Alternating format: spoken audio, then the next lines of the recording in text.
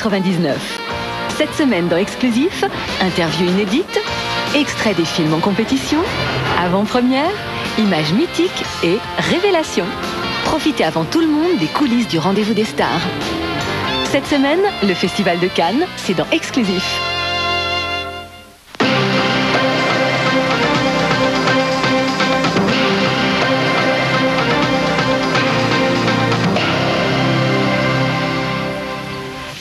Bonsoir, les premières prises de contact pour Ehud Barak après sa large victoire d'hier. Le Premier ministre israélien a téléphoné ce soir à Jacques Chirac, Bill Clinton et Yasser Arafat. Avec ce dernier, il a été question de l'engagement en faveur du processus de paix. De son côté, Jacques Chirac a rappelé à M. Barak que la France était, je cite, à ses côtés pour son action pour la paix et la sécurité dans la région. À Washington, le président américain Bill Clinton, qui recevait aujourd'hui le roi Abdallah de Jordanie, a demandé une accélération des négociations de paix. La correspondance d'Ulysse Gosset. Hasard de calendrier, au lendemain de l'élection en Israël, Bill Clinton recevait à la Maison-Blanche le roi Abdallah de Jordanie. Et à cette occasion, le président américain a exprimé sa volonté de travailler pour la paix avec le nouveau Premier ministre israélien. Clinton avait déjà téléphoné dès hier soir au général Barak pour le féliciter. Bill Clinton veut aller vite car son deuxième mandat expire à la fin de l'an 2000. Il devra quitter le bureau ovale dans moins de 20 mois et il espère donc que l'arrivée au pouvoir en Israël d'un nouveau Premier ministre plus flexible, même s'il est connu pour sa fermeté en matière de sécurité, Clinton espère que Barak lui permettra d'assister enfin à une véritable réconciliation entre Israéliens et Palestiniens.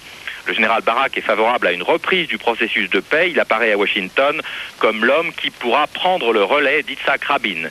Bill Clinton espère pouvoir le rencontrer le plus vite possible. Le président américain veut profiter de la dynamique créée par la défaite de Benjamin Netanyahou. À la Maison-Blanche, on est à la fois soulagé et prudent. Au cours des derniers mois, Clinton a entretenu des relations très étroites avec Yasser Arafat. Il lui faut maintenant s'entendre avec le nouvel homme fort de Jérusalem. Rajoutons que le cabinet palestinien réuni ce soir en séance extraordinaire appelle Ehud Barak à stopper la colonisation et la confiscation de terres de la part des colons israéliens. Et puis les responsables du Likoud ont désigné le ministre sortant des Affaires étrangères, Ariel Sharon, pour succéder à Benjamin Netanyahou à la tête du parti. Il assurera l'intérim pour 1 an. La guerre en Yougoslavie, deuxième alerte aérienne de la journée. Ce soir à Belgrade, selon l'agence serbe Tanjung, les avions de l'OTAN ont bombardé ce soir un dépôt de pétrole dans la banlieue de la capitale yougoslave. La nuit dernière, les appareils de l'Alliance, vous le voyez, ont notamment visé la principale autoroute du pays qui a été touchée au nord de la ville de Niš. Et puis les Américains ont libéré aujourd'hui les 2 soldats serbes détenus en Allemagne. Ils ont rejoint la Yougoslavie cet après-midi via la Hongrie. Et puis des manifestations contre le régime de Belgrade ont éclaté aujourd'hui dans plusieurs villes de la Serbie. Des parents, notamment, ont manifestent depuis 2 jours à Kruševac, dans le sud du pays, pour réclamer le retour à la maison des unités de guerre. C'est la première fois depuis le début du conflit que l'armée fait état de manifestations subversives. Une information rapportée par plusieurs médias indépendants. Enfin, sur le plan diplomatique, à noter que l'émissaire russe Viktor Tchernomyrdin se rendra une nouvelle fois à Belgrade demain pour y rencontrer le président Slobodan Milosevic. Fin de cavale pour Günther Even, soupçonné de 5 meurtres et recherché par toutes les polices depuis 48 heures. Il s'est suicidé dans un hôtel de Strassen, dans la banlieue de Luxembourg. François Droubet. C'est dans une chambre au premier étage de cet hôtel de Strassen que Günther Even s'est finalement donné la mort cet après-midi, alors que les forces de police luxembourgeoises donnaient l'assaut. Le forcené a été retrouvé gisant sur son lit après s'être suicidé avec le 357 Magnum qu'il avait emporté dans sa fuite. J'ai vu, ou plutôt j'ai entendu le coup de feu partir. Je suis allé à la fenêtre, il y avait des voitures de police partout dans la rue. Ils rentraient les uns derrière les autres très doucement. 1 minute plus tard, ils sont ressortis. J'ai entendu un policier qui disait « Il s'est suicidé ».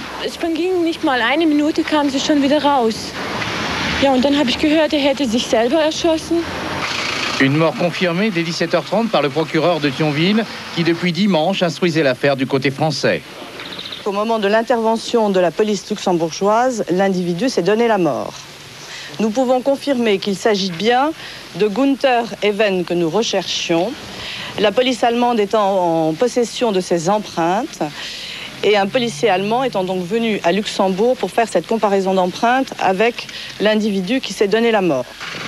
Ce suicide met donc fin à 3 jours de recherche et d'enquête dans la région de Cirque-les-Bains, en Moselle, où le tueur avait exécuté froidement dimanche un père de famille et blessé dans sa fuite plusieurs autres personnes. Réquisitoire dans le procès de Bob Denard devant la cour d'assises de Paris. Des peines de 12 à 15 ans de réclusion criminelle ont été requises contre l'ancien mercenaire et son complice pour l'assassinat en 89 du président comorien Vincent Peroux. L'avocat général est formel.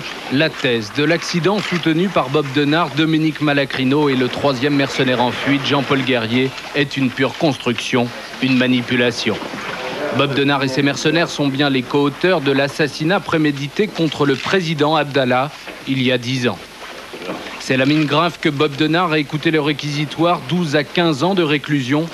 Un réquisitoire qui a surpris Maître Varro. Soudain, et pour la première fois, après 3 semaines de débat, il attribue des rôles à chacun des 3 accusés pour lesquels il n'y a pas de témoignages, d'aveux, de preuves matérielles et même de présomption par circonspection.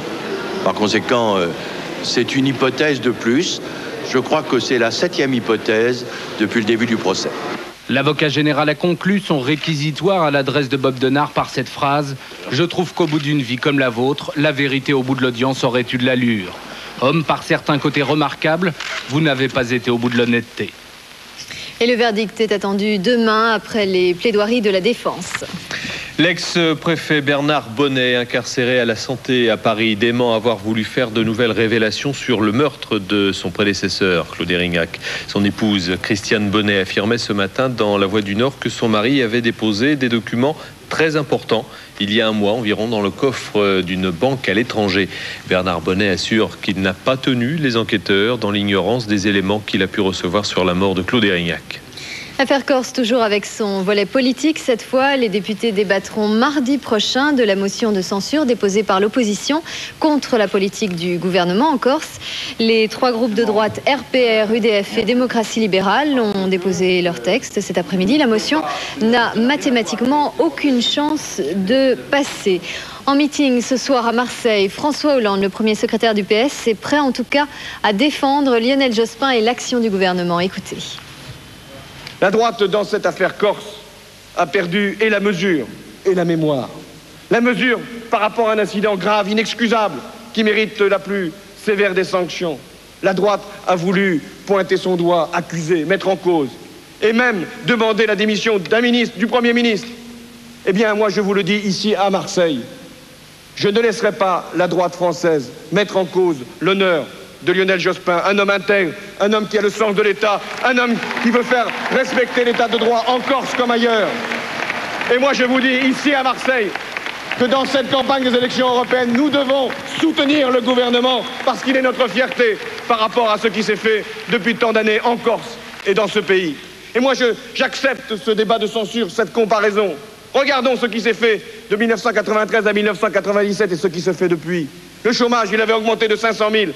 Sous les gouvernements Balladur et Juppé, il a baissé de 260 000 aujourd'hui. Le pouvoir d'achat, il avait diminué sous les gouvernements de droite. Il progresse de 3% depuis notre arrivée aux responsabilités. Et puis, il y a tout ce qu'on a fait aussi pour la croissance, pour lutter contre les déficits. Souvenons-nous, les déficits de la sécurité sociale, c'était 60 milliards. C'est aujourd'hui à peine plus d'une dizaine de milliards. Souvenons-nous aussi de ces impôts qui rituellement s'abattaient sur les Français, puisque ils avaient même inventé le RDS, augmenter la TVA, augmenter les cotisations sociales, bref, tous les impôts. Et ils nous feraient la leçon aujourd'hui.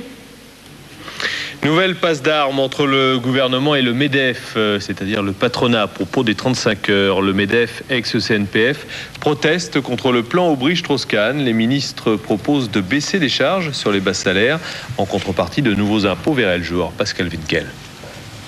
Le passage aux 35 heures payées 39 va renchérir le coût du travail, notamment celui des salariés payés au SMIC. Pour neutraliser cette hausse, le gouvernement souhaite abaisser les charges sociales patronales. Mais cette mesure ne s'appliquera qu'aux entreprises qui jouent réellement le jeu des 35 heures. Il nous semble essentiel que les entreprises qui ont des charges sociales diminuées réduisent la durée du travail et créent des emplois. Pour financer ces baisses de charges qui coûteront 25 milliards de francs, Martine Aubry et Dominique Strauss-Kahn proposent de créer une écotaxe sur les déchets et les produits polluants. À quoi viendra s'ajouter une cotisation sur les bénéfices des entreprises dont le chiffre d'affaires dépasse 50 millions de francs, une mesure qui suscite déjà la colère du MEDEF.